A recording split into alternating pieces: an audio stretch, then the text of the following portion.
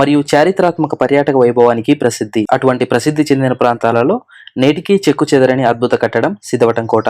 సిద్ధవటం కోట కడప నగరానికి 24 కిలోమీటర్ల దూరంలో సిద్ధవటం కేంద్రంగా నిర్మించబడిన చారిత్రక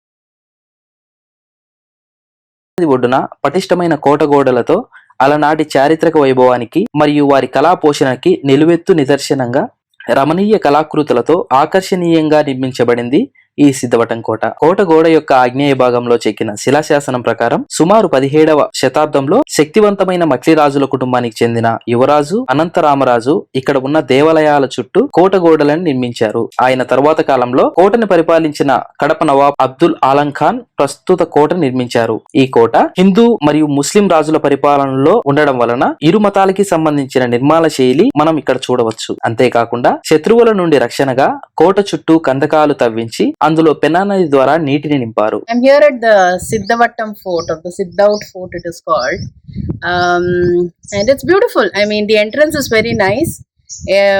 I don't know if it's a state government or a central government, but it's maintained pretty well. It's pretty much in ruins, but nice to walk around. I believe the guys in the entrance told me on Saturdays and Sundays it's much more, people are more here. Today being a weekday, it's less crowded but very quiet and calm. So yeah, I liked it.